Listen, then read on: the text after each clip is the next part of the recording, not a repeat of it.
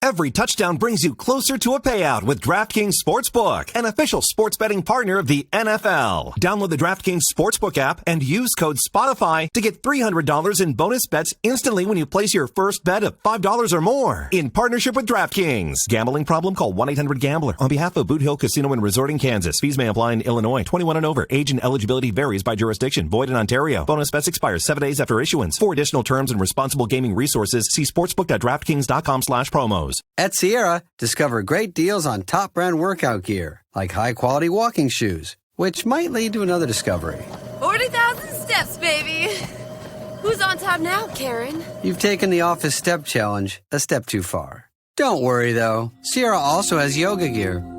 It might be a good place to find your zen. Discover top brands at unexpectedly low prices. Sierra, let's get moving. Number 6, Oregon versus Oklahoma State just became a lot more interesting because Coach Mike Gundy stepped in it just a little bit. We will talk about that and more here on the Ducks Confidential podcast. I am Aaron Fentress of the Oregonian and OregonLive, joined by my main man, George Wrighster, who also joins me on Talking Ducks, which you can also find on YouTube. George, you host the Unafraid Show. You've been busy this week. I've noticed this Gundy thing got you spinning a little bit. You've been firing off some videos. I love to see it. You also did a deep dive preview of this game, which I was impressed with. So you can carry that segment because I have no feelings about this game whatsoever. Ducks gonna win by 30. I did like this much research, so we'll let you carry that segment. But how you doing, man? How's your week going? Man, it's going good, man. It has been quite busy. College football is rolling around and start some TV on the weekends. And I know this week, right? Yeah. Right. So it's exciting. And so I this weekend on its face does not look like great football. You know what I mean? Because there's only one ranked game. But these are the type of weekends sometimes that upsets happen, weird things happen, and performances, because you still do have some very interesting games like Duke versus Illinois. That is a very interesting game. And then you also have Missouri versus Kansas.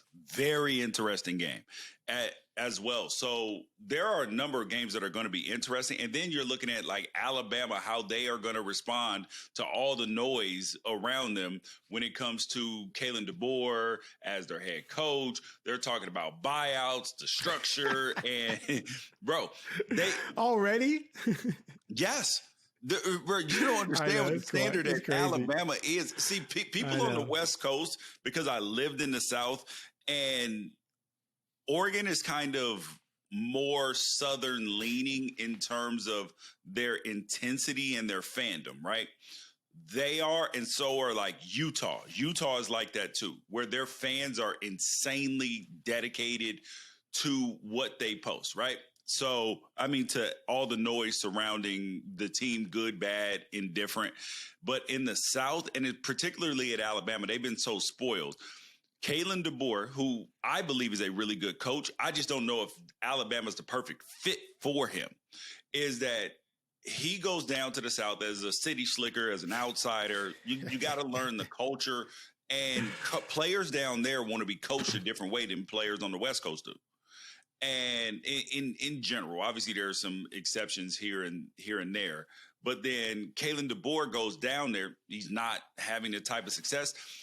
Aaron, do you realize in their last 10 games, they are 5-10, and they have lost to 4 unranked opponents with a roster. 4 unranked opponents. Nick Saban beat the last 100 unranked opponents. And it's not like the cupboard was bare. They have the most talented roster in all of college football. Based on rankings. Yes, but however, this is the same thing that the SEC likes to spin us and tell us, see, this is why our strength of schedule is so great, because our recruiting rankings and this and that. So you can't have it one way on one hand and the other way on the other hand, where like I agree with your methodology of just because a class is ranked high, that doesn't mean the class is actually good until they prove that they're good. So, but the idea is that if your roster is so immensely talented, right, yes, you can get beat. That doesn't mean that you can't get beat. The issue is the product that was on the tape. They were having loafs, low energy. They got out physical. Like those are things that recruiting rankings don't solve. Right. That you can have the best team in the whole world. If they don't play hard, it doesn't matter. 100%. All right. Before we move along, let's get to our ad read in today. Today's episode of Ducks Confidential is brought to you by Travel Lane County, an organization that promotes travel and tourism in the Eugene, Cascades, and Coast region. Ducks fans can find out more at www.eugenecascadescoast.org. All right, before we get to the Gundy situation, let's just talk about rankings real quick.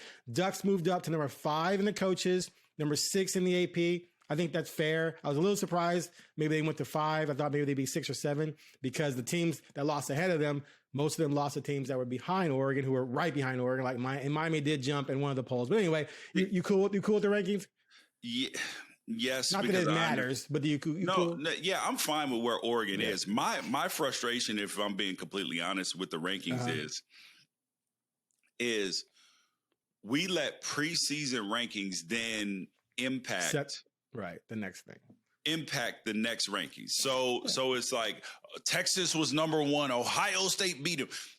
How do we know how good? I mean, if we're being honest, if you watch that game, neither one of those teams looks like the number 1 team in the nation. And I do understand that it's the first week and they're not going to be the same version of themselves 4 weeks from now. But we can't sit there. We can't honestly say, Aaron, did you watch that game? I was actually, I didn't realize it was early. I thought it was on the exact same time as Oregon. I was actually driving while that was on. I walked into the press box and boom, it was fourth quarter. I was like, whoa. So no, I did not watch the game. Yeah. So but I've seen the highlights and it looked bad. Yeah. It wasn't like neither one of those teams looked like the best team in college football. And then when you watch the Clemson LSU game, I looked at it and I went and watched the all 22. Clemson's offensive line and their coaching for their offensive line and their blocking schemes was absolutely awful. It was dog water. So now I'm like, I don't even know what to make of LSU because they struggled with this as well. So that's why we don't know. No one knows. Yes. Rankings are for entertainment purposes. Yeah, that's why when I do my rankings, I literally tear up everything from from the preseason rankings and start over. So I ended up with But isn't that an overreaction? Huh? Is that also an overreaction to 1 week? No, because that is all the data points that we have. So, and then after this weekend, I tear it up again and assess week 1 and week 2 as a combination to get the rankings again. And I base it on 3 criteria: schedule, play, quality wins, and dominance. So if you are, even if I think that the best team in the whole country is, like I can think the best team in the whole country and it's clear in my mind, but they've played,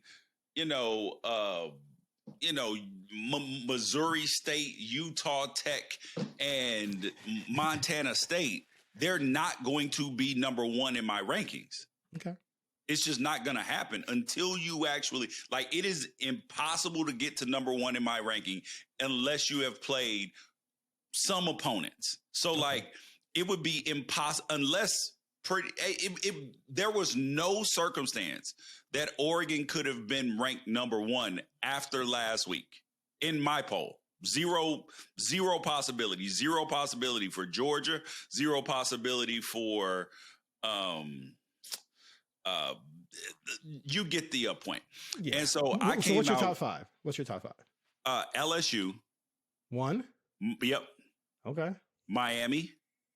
Yeah. Ohio State. Okay. Penn State. Oregon. Then I had Georgia, FSU, Utah, Iowa State, and Tennessee. Okay. So I've always said this. The great thing about rankings is why, the AP poll has so many voters. Is it 60 something? I remember it used to be 63 something. Yeah. Is that you have 63 different value systems. How they see things, and then you put it all together. So that, we all see things differently. We all look at that, and that's what makes a poll great. All right.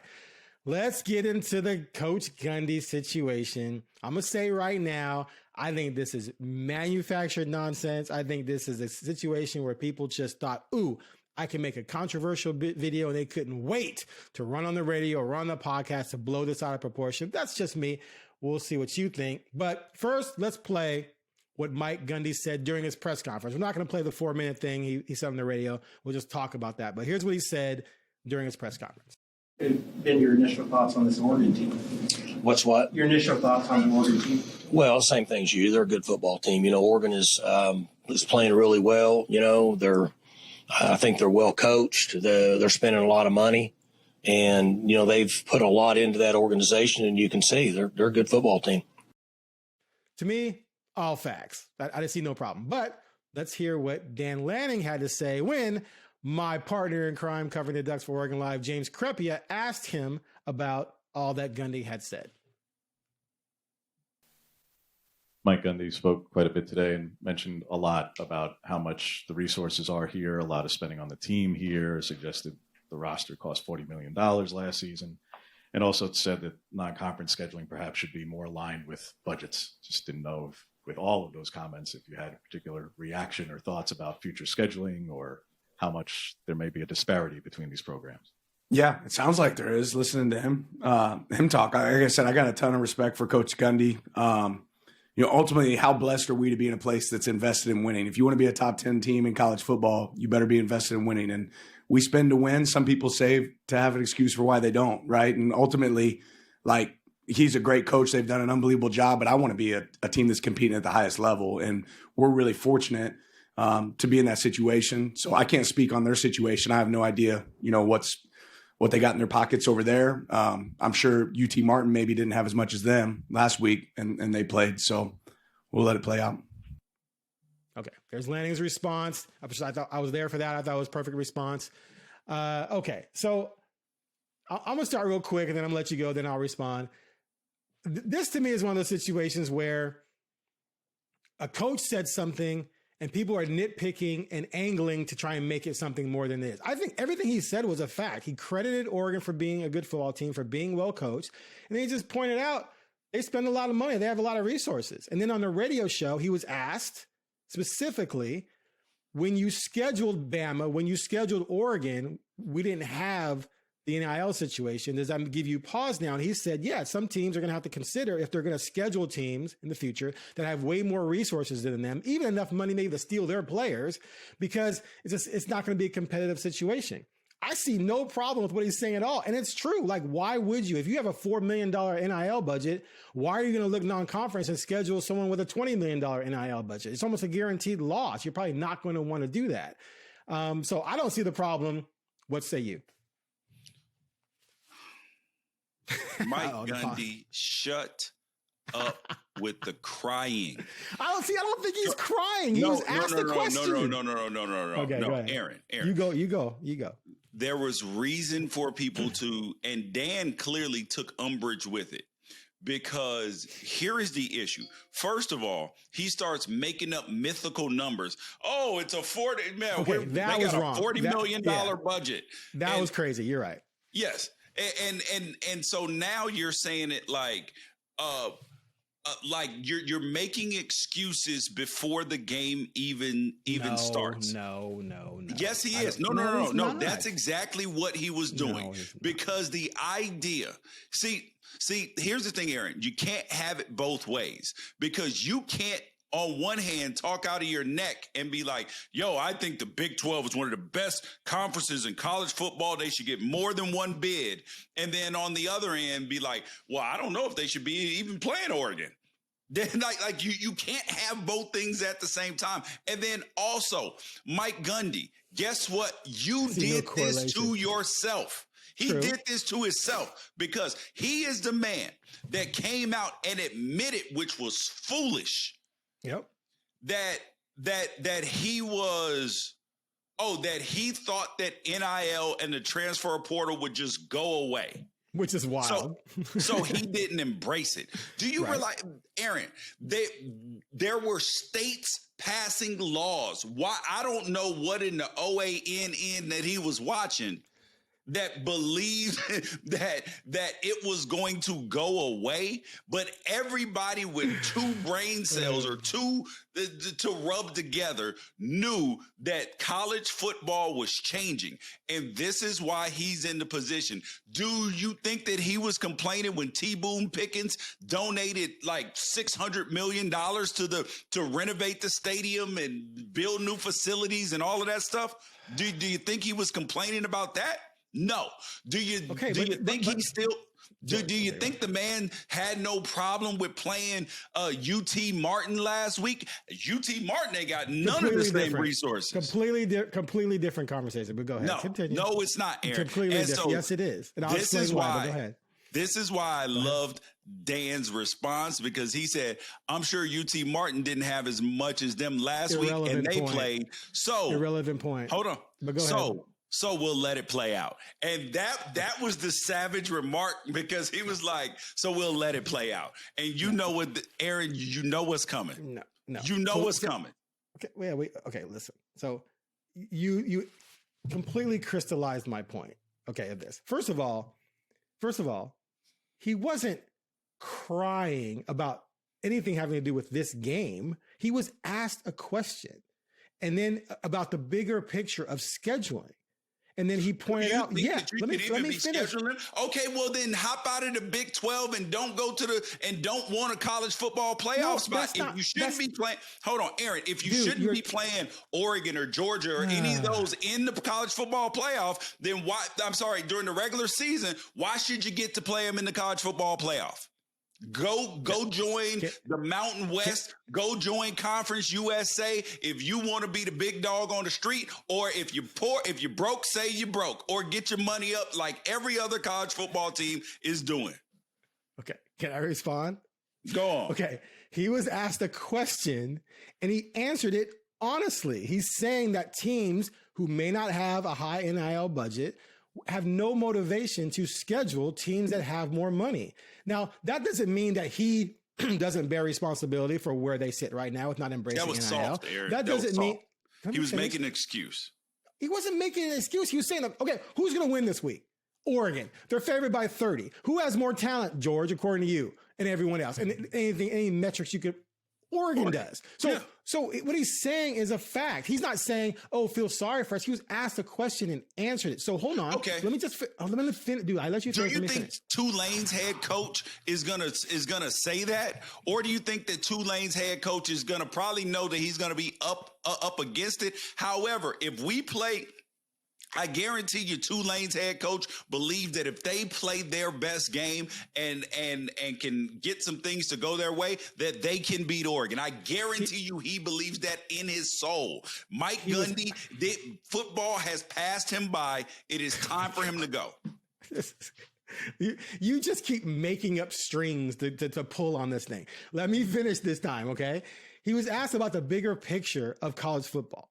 Okay. And so what he's saying is that, teams who only have, a small budget, there's not going to be a motivation to schedule the teams that they know can spend more on talent, are going to pound them and maybe even stole their players. That's what he's asked about. So that everything he said is 100% true. Now, does that mean he shouldn't try and now get Oklahoma State on board and start spending more money? No, he has to do that. And I think he knows he has to do that. They just had like 60 transfers, right? Which is an insane amount. 60 He's new not players, get a chance most transfers.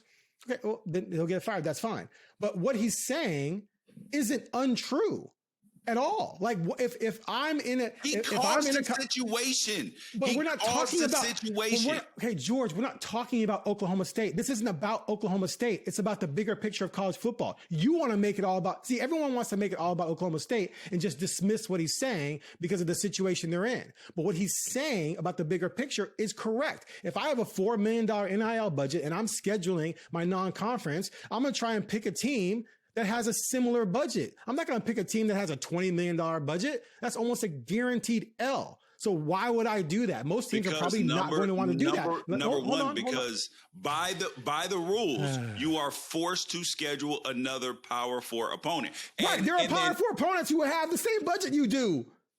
Aaron, That's what I just said. So okay. Here's the thing: Illinois doesn't have the same budget as Ohio State, but Illinois can beat Ohio State this season. Florida State does not have the same budget as Alabama. Not the point. No, hold on. Florida State does not have the same budget as Alabama. And what did Florida State do? Go out there and smack Alabama up. This is Arizona State doesn't have the same budget as most other schools, but you know what? If they get on that field, it's going to be a problem. It's just the truth, Aaron. Iowa State with Matt Campbell does not have the same budget as most schools. But you know what? They will go out there and they will tear the cover off your ass if you ain't play if you don't bring your A game.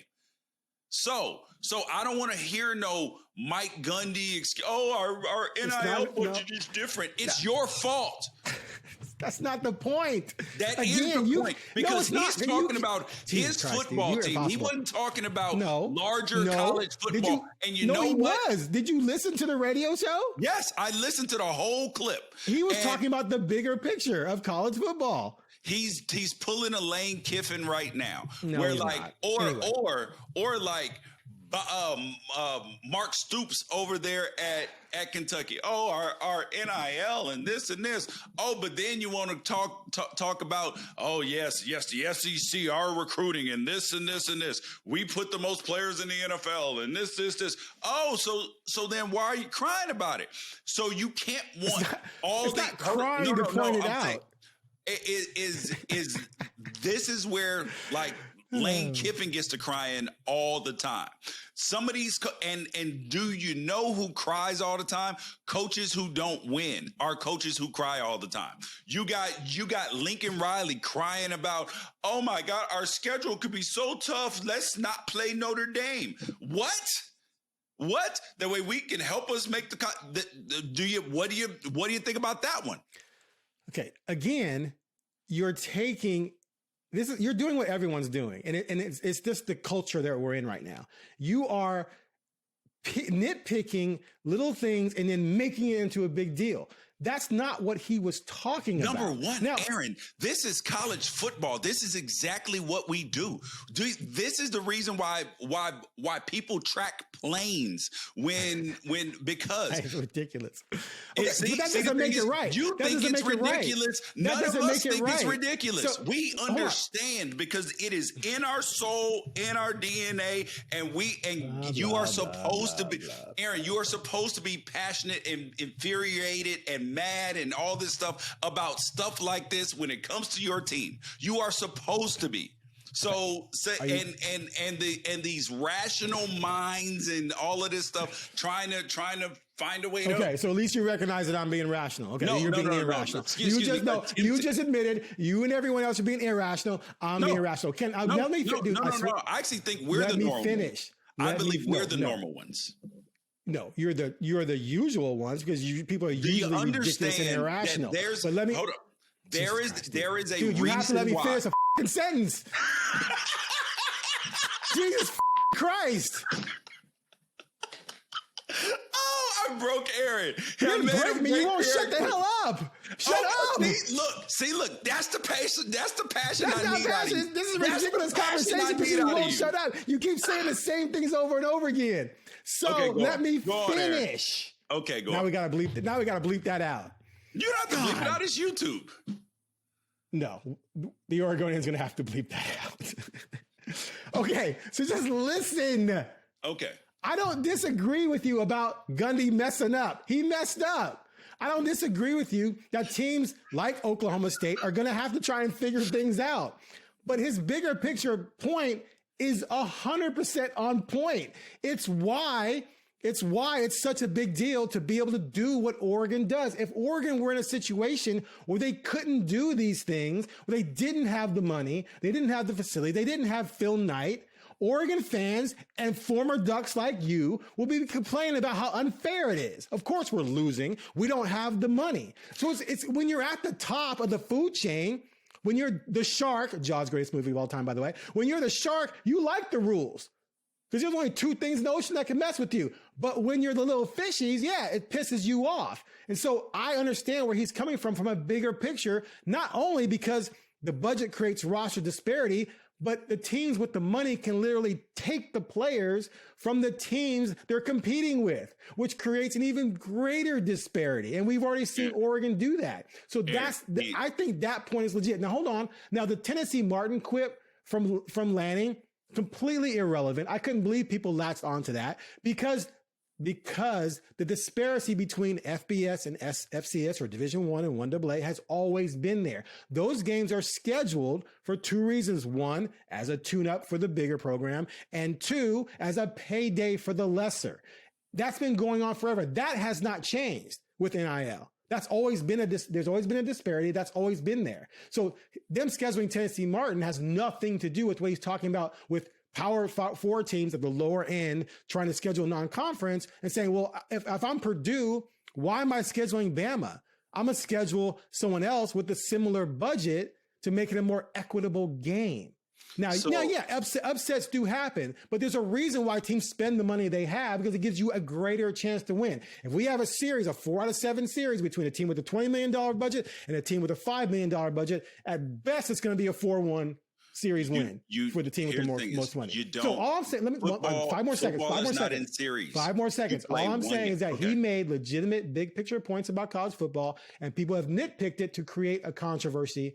And I just think it's overblown. Okay, I don't think it's a controversy. It's just it is what it is. So by your statement, Oregon should not have, in Dan Lanning's first year, Oregon should not have played Georgia because Georgia's budget. No, it's not. It's not a should not have. See, this is what I'm talking about, spinning it. I didn't say should not have. I said teams need to consider. He was saying teams need to consider what Oregon they should do. And so they need to consider it. And that was before, but that wasn't that before people started spending. I mean, there was some money being spent, but Georgia, that was before what's happening now. The SEC been paying players under the table. Right, we know that, but. And again, I'm not saying anyone should do anything. I'm saying that he's making a legit point for teams that have nots to not say, well, why am I going to play a team? I've said this 5 times now. So his point is legit. That doesn't mean everyone's going to follow it. That doesn't even mean he's going to follow it every time. Now go ahead. Here's the final point I'll make about this, Aaron, is that this is football and this is soft. This is because soft is buying. No, soft is going to a rival in your conference and taking their best player because you can buy him. That's soft. Develop your own players. No, recruit and develop your own talent. That's what coaches do. Legit coaches. Coaches, you just say, oh, I have holes to fill. Hey, back up the Brinks truck. Let's buy that guy, That's not strength. And football strength? That's financial strength. So the thing is, Aaron, there are plenty of kids, and I know this for a fact, who stay at schools for less money. It is about your culture, your ability to win, your development, and a lot of things in between. Okay. It is soft for you to... When you have the opportunity to change your own fortunes, to then complain about. He didn't complain. He pointed out the landscape. You keep saying complaining. Hold on. He created his own landscape. He's been the architect. He's been at Oklahoma State for over 15 years. He architected everything that goes on with this program. Because remember, as the head coach, because he won for a long time, you develop and you get so much power when you are a head coach. You are the highest paid state employee, a lot of times, all of this stuff. Now with him, no, because the Oklahoma coach is the highest paid state employee. But beyond that, you develop so much power. So anything that happens inside of your program, especially like if it falls apart like it has at Oklahoma State, it's your fault. If Dan Lanning 10 years, like if they keep up this trajectory and then 10 years from now, they just fall off a cliff, whose fault will it be? It'll be Dan Lanning's fault. So it is complaining about the landscape when you created the landscape is the issue. So that's the last thing I want to say about it. Okay. And once again, there's no need for a rebuttal. No, there is because you did it again. If Oklahoma State gets the NIL to spend 15, 20 million, his point still remains. Okay. Because he's still going to say, well, he understands why a team with a $4 million budget probably won't schedule him. His point is 100%. His point is 100% valid. Saying that he made some mistakes negates his point is ridiculous.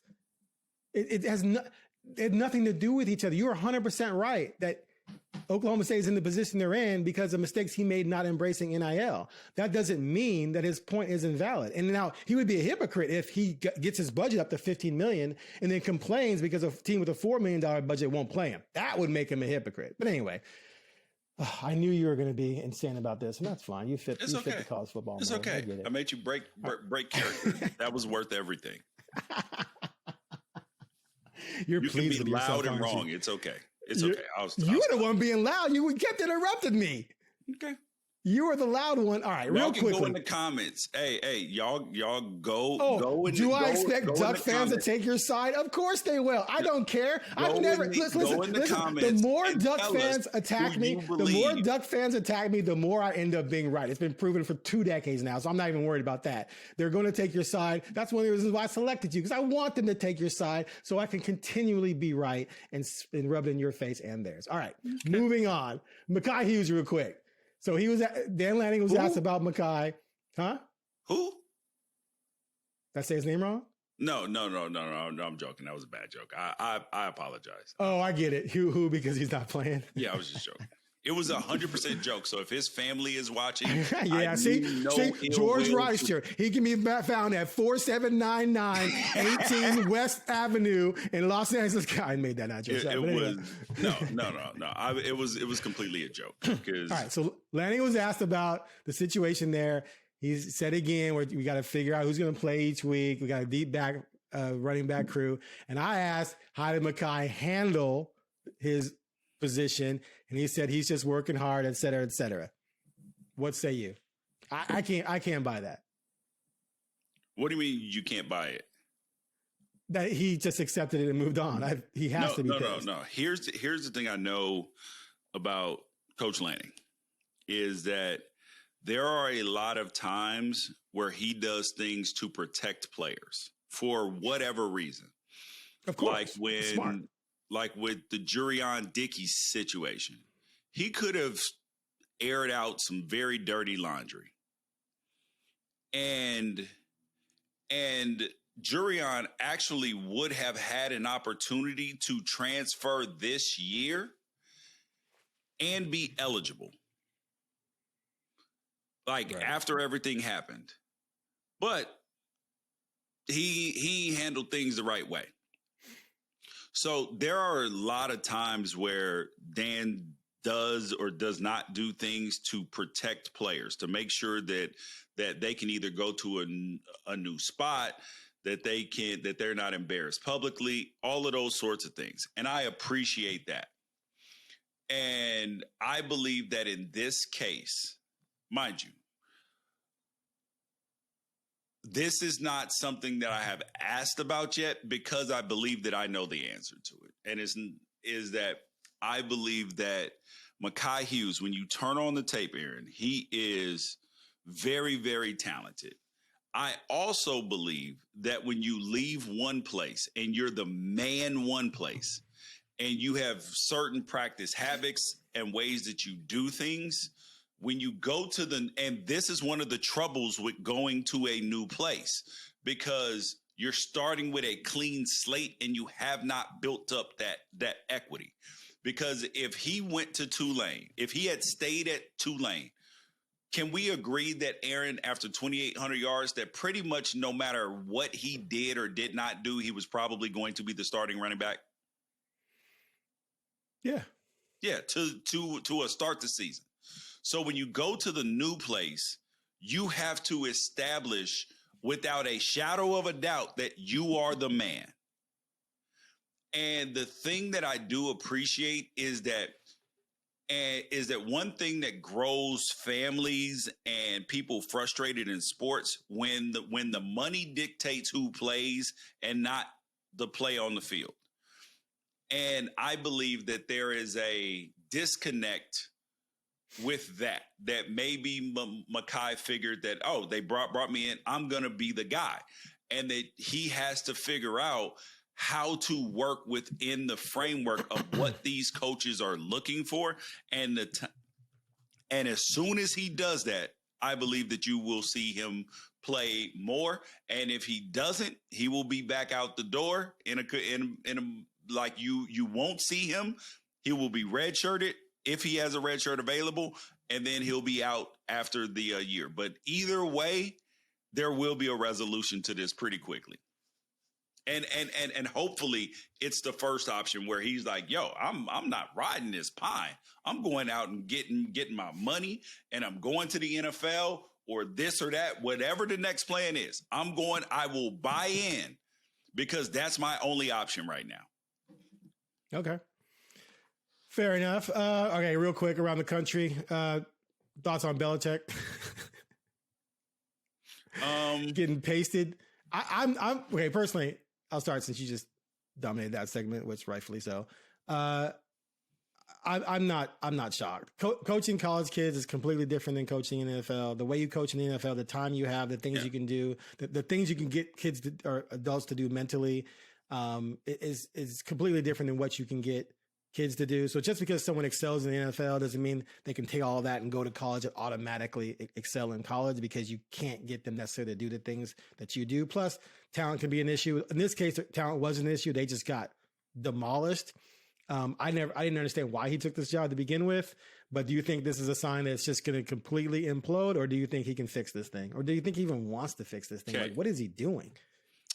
I believe he's setting his kids up to have head coaching jobs, which means he has to do a good job overseeing and stewarding that peaceful transfer of power. Okay. Let's take the measured, level-headed approach and thoughtful approach to this, Aaron, since that's what you like to do. The thoughtful, measured. Are you mocking me? Approach to this. No, I'm agreeing with you. Why would I mock you? What? No. So when Jed Fish was at Arizona, his first year, he went 1-11. And the only win that he got shouldn't have even counted because Cal sent half a roster down there to go play. And they went 1-11. And if anybody had looked at that and been like, oh, my God, see, look, he's a terrible head coach, this and that. And some people did. The next year, what did they do? Significantly better.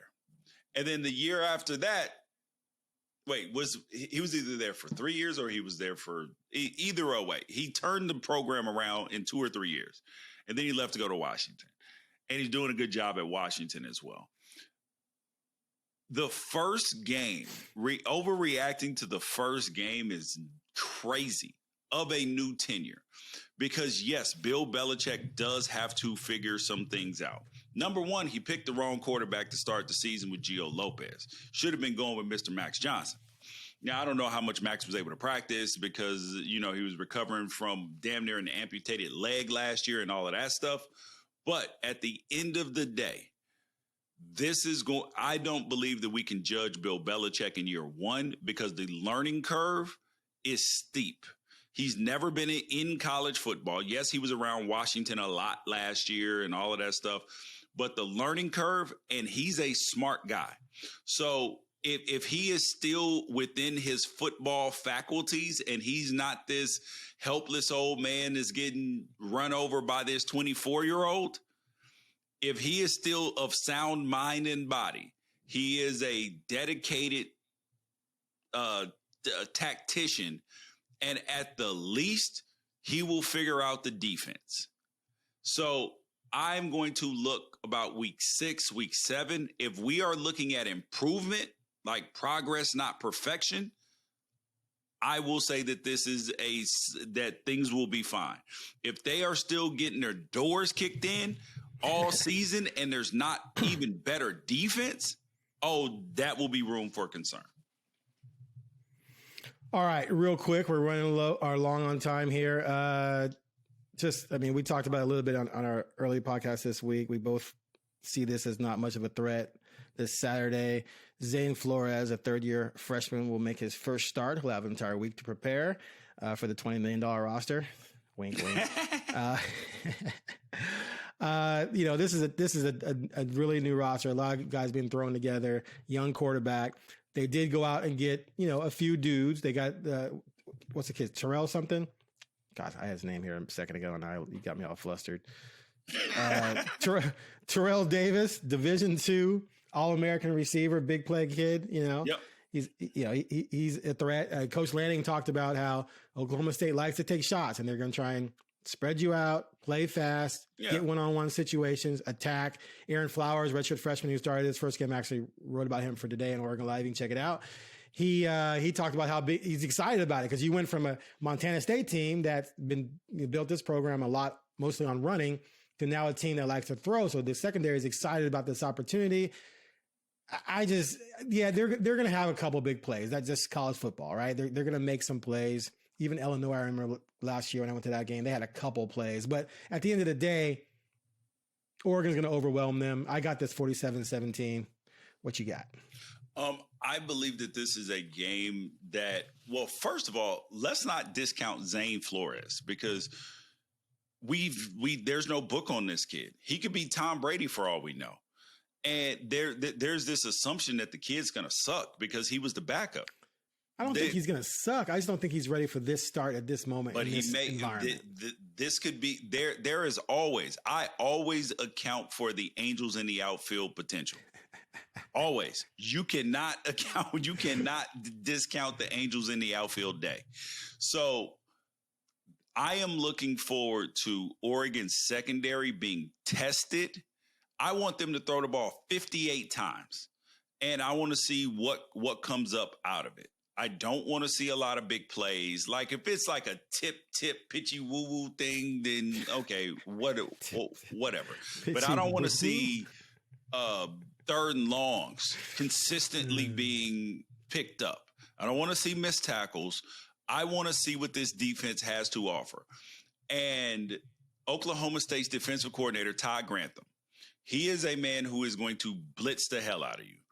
And I want to see how this offensive line responds. I want to see how Dante Moore responds if he gets a little bit of pressure, because the question about him has never been talent. It is there a poodle in the heart, or is there a dog, or is there a big cane corso in there?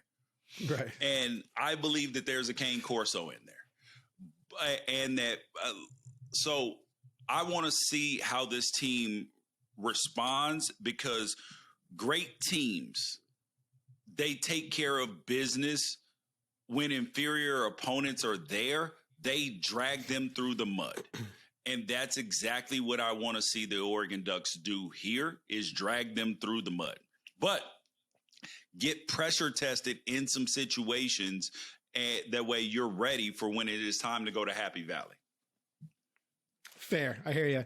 Just to illustrate sort of where they are defensively, they have outside linebacker Wendell Gregory, a redshirt freshman transfer from South Carolina. Another impact player, linebacker Brian McCoy Jr., an Akron transfer. So, yeah, they went out in the transfer portal and just reloaded this roster to make up for the mistakes that Gundy made. I can't believe he thought the transfer portal and the NIL was going to go away. That is crazy talk. I'm with you 100% on that. Like, there's no way you can put the toothpaste back in that tube. So we'll see how things work out for them down the road, but they're about to get smacked around on Saturday. Yes. All right, before we go, I got to do my final ad read here. Today's episode of the Ducks Confidential Podcast was brought to you by Travel Lane County, an organization that promotes travel and tourism in the Eugene, Cascades, and Coast region. Duck fans can learn more at www.eugenecascadescoast.org. Any final words, Mr. Wrighster? Go Ducks. Perfect ending.